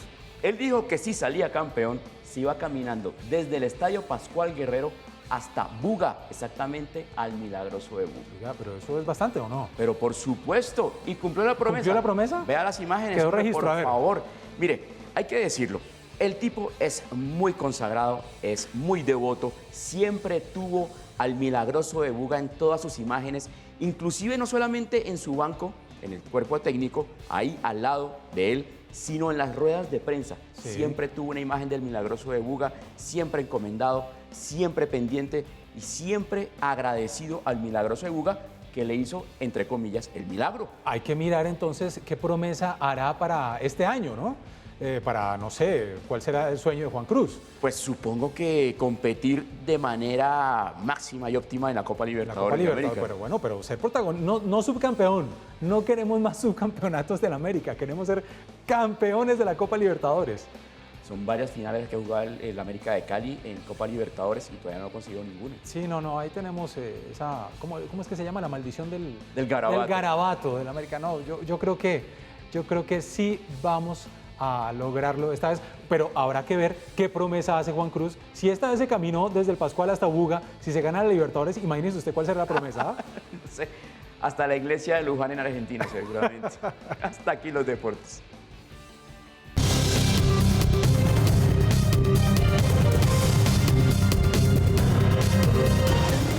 Vamos con más noticias del mundo porque un avión del Departamento de Estado de Estados Unidos aterrizó en Cabo Verde. La expectativa está en si ese avión va por el llamado testaferro de Nicolás Maduro, el barranquillero Alex Saab, para llevarlo de vuelta a los Estados Unidos. Hay que recordar que un tribunal de Cabo Verde aprobó la extradición de Alex Saab a ese país. Sin embargo, hasta el momento esta no se ha dado. El Departamento de Justicia de Estados Unidos reaccionó a la decisión del Tribunal de Apelaciones de Cabo Verde de aprobar la extradición del barranquillero Alex Saab, señalado como testaferro de Nicolás Maduro. Según el periodista Federico Black, citado por varios medios internacionales, un avión oficial con fiscales llegó al aeropuerto internacional Amílcar Cabral en la isla de Sal para hacerse cargo del trámite final de extradición que ahora pasará a la Corte Suprema de Cabo Verde. La defensa del polémico empresario confirmó el lunes 4 de agosto la decisión del Tribunal de Apelación de Barlavento de Cabo Verde de avalar su extradición a Estados Unidos. Para dicho país, Saab es la clave para llegar a acuerdos entre el régimen de Maduro con Irán, Turquía y Rusia, que podrían poner en riesgo la seguridad de este lado del hemisferio. El expediente pasa ahora a la Corte Suprema, que hará un pronunciamiento de fondo, el cual puede tardar 15 días. 7 de la mañana, 48 minutos, y como siempre, polémico con sus declaraciones. El presidente de Brasil, Jair Bolsonaro, ha dicho que Brasil está quebrado. Y esto debido a la pandemia, que va a hacer difícil la reactivación económica y que va a ser difícil sostener las ayudas para las empresas. En una conversación con simpatizantes, el presidente Jair Bolsonaro dijo que el Brasil está quebrado y que no puede hacer nada para solucionarlo. La crisis que ocasionó el COVID-19 afectó a la economía y la prensa, según él, se encargó de agravar aún más los efectos de la pandemia. Bolsonaro dijo que quería cambiar las categorías del impuesto a ganancias y que vino el virus que potencializó la prensa y que el proyecto no se pudo realizar. Brasil está quebrado, chefe. Yo no consigo hacer nada. Brasil está quebrado. Yo no consigo hacer nada. Quería modificar la tabla del impuesto de renta, pero no pude. Calificó de sinvergüenza a la prensa y aseguró que hace un trabajo incesante de intentar desgastar para echar al gobierno. En varias ocasiones los ha acusado de contribuir a generar un ambiente de pánico. De esta manera, el mandatario le responde a los cuestionamientos sobre el cese de las ayudas especiales otorgadas a 68 millones de personas y el aumento de los datos de familias en la miseria. El gobierno decidió entonces no renovar los subsidios dados a las empresas para hacerse cargo de parte de los salarios a cambio de mantener empleos y el auxilio de la emergencia de $120 mensuales que había aprobado el Congreso. El fin de los auxilios de la emergencia en diciembre, más la crisis económica, elevó el índice de desempleo a 14,3% al finalizar 2020, que aumentará el número de familias en miseria. Los datos revelan que el número de familias que piden ayuda del Estado no para de crecer desde 2016, época en la megacrisis económica cuando se destituyó a la presidenta Dilma Rousseff. Ya en octubre de 2020, cerca de 40 millones de personas se encontraban en la miseria. Según el Instituto de Finanzas Internacionales, el aumento del gasto en Brasil ha sido el mayor entre los países emergentes, en un momento en que la recaudación disminuye y su déficit creció en octubre a cerca del 9% del PIB. Este pronunciamiento va en contra de lo que ha dicho el equipo económico de Bolsonaro, liderado por Paulo Guedes, que asegura que la economía de Brasil estará rebotando de manera sólida, lo que se verá en los resultados positivos de la recaudación de impuestos. 7 de la mañana, 51 minutos, y hay preocupación por parte de la Organización Mundial de la Salud. Ellos habían enviado, o querían enviar, tenían la intención de enviar unos investigadores a China para hacer las respectivas averiguaciones sobre el origen del virus del COVID-19 en Wuhan. Pues China les ha negado el ingreso a estos investigadores de la OMS. No se ha autorizado el pasaporte. Desde la entidad, desde la OMS, ha dicho que confían en que en un futuro próximo se les dé el ingreso a estos investigadores para lograr saber cómo fue el origen del COVID-19. La OMS reveló que autoridades en China han impedido la llegada de su misión de expertos para investigar el origen del COVID-19. Los miembros del equipo científico internacional sobre los orígenes del coronavirus COVID-19 empezaron a viajar desde sus países de origen hacia China. Esto fue según los acuerdos desarrollados conjuntamente entre la OMS, el gobierno chino y los países por los que el equipo debía viajar en su camino a Wuhan.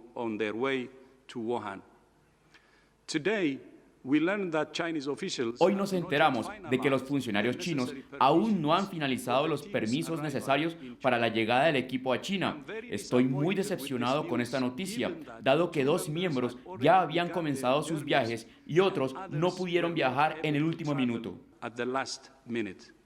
Esta misión estará en Wuhan, en el centro de China, donde fueron detectados los primeros casos, e intentan establecer con su investigación el posible origen animal del COVID-19. Entre tanto, en Reino Unido ya entró en vigor la tercera cuarentena desde el inicio de la pandemia. 56 millones de personas regresaron al confinamiento estricto en un nuevo intento por detener la propagación del virus. Se conoció además una llamada telefónica entre el presidente ruso Vladimir Putin y la canciller alemana Angela Merkel, donde debatieron la posibilidad de producir una vacuna en conjunto y de su futura cooperación en la lucha contra la pandemia ante el aumento de casos. Alemania ya confirmó la extensión de su confinamiento hasta el 31 de enero y no descartan endurecer restricciones en otras áreas. He dicho una y otra vez que los meses de invierno, como nos dijeron ayer los expertos, son los meses en los que la pandemia puede ser más fuerte, con la combinación del virus mutado que ya se ha detectado aquí. Es absolutamente necesario tomar nuevas medidas. Las nuevas medidas siguen siendo parte del día a día, por lo que este año la tradicional llegada de los Reyes Magos en España se hizo sin público y sin el desfile de carrozas a Cibeles, pero conservando su majestuosidad y sus buenos deseos. Para que este 2021 sea mucho mejor, sea un año fantástico que no podamos olvidar nunca. En Estados Unidos los contagios y hospitalizaciones siguen en aumento. El estado de Nueva York confirmó el hallazgo del primer caso de la nueva cepa del coronavirus, como ya ha sucedido en estados como Colorado, California y Florida. En California se desplomó a un 0% la capacidad de las camas de las UCI, por lo que las ambulancias de Los Ángeles no transportarán a pacientes que tengan pocas posibilidades de sobrevivir. Por su parte, México autorizó el uso de emergencia de la vacuna de Oxford AstraZeneca contra el COVID-19. Esperan que esté disponible en marzo.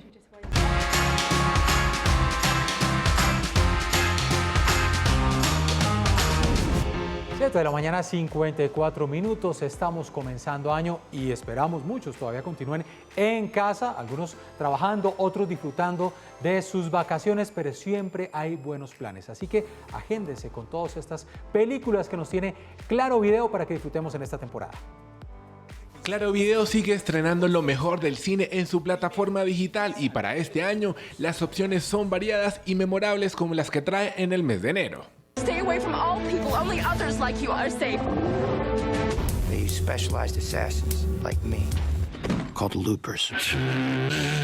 Una de ellas es Become Who You Are, cinta sobre los pilotos Memo Rojas, Scott Dixon, Bruno Senna y Josh Gunnon, quienes comparten un viaje íntimo hacia una de las carreras más icónicas de la historia del automovilismo, las 24 horas de Le Mans.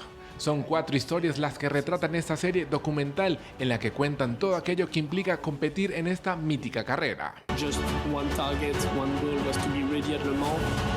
Nobody gave me anything for free. I really had to work to be here. El discurso del rey tras la muerte de su padre, el rey Jorge V, y la escandalosa abdicación del príncipe Eduardo VII, afectado desde siempre por un angustioso tartamudeo, asciende de pronto al trono como Jorge VI de Inglaterra. Su país se encuentra al borde de la guerra y necesita desesperadamente un líder, por lo que su esposa Isabel, la futura reina madre, le busca ayuda para su problema. Es ahí cuando se viene un sinfín de situaciones y retos que llegarán a su vida. La cinta es protagonizada por Colin Firth y Helena Bonham Carter. Timing isn't my strong suit. What'll I call you? Prince Albert, Frederick, Arthur, George. How about Bertie? Otra es la mágica y encantadora cinta de Will Smith En busca de la felicidad, que cuenta la vida de Chris Gardner, un vendedor brillante y con talento, pero su empleo no le permite cubrir sus necesidades básicas. Tanto es así que acaban echándolo junto a su hijo de 5 años y tendrán que afrontar muchas adversidades para hacer realidad su sueño de una vida mejor. You got a dream, you got to protect it. People can't do something themselves. They want to tell you you can't do it. Ahora les hablo de Erin Brockovich, la vida de esta gran artista, en la piel de Julia Roberts, una madre divorciada con problemas para encontrar trabajo, cambia el día en que sufre un accidente de carro.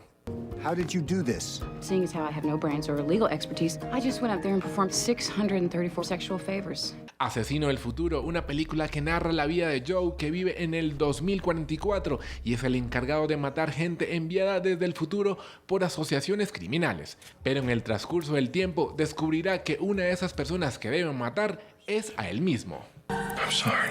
Oh my God.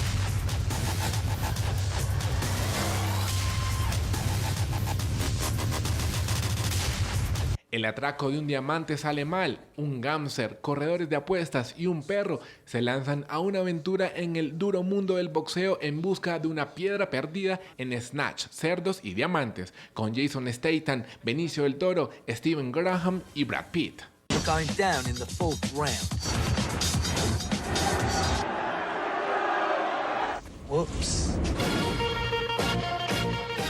Y finalizamos con La verdad sobre la inteligencia artificial, documental sobre el conflicto entre el hombre y la máquina, que ha sido un elemento básico para la ciencia ficción durante más de un siglo. En este, los expertos del mundo se enfrentan para saber si el riesgo existencial que plantea la IA es superado por la promesa de una ganancia exponencial. Así que ya saben, si quieren ver estas grandes películas, no olviden ser parte de la familia de Claro Video.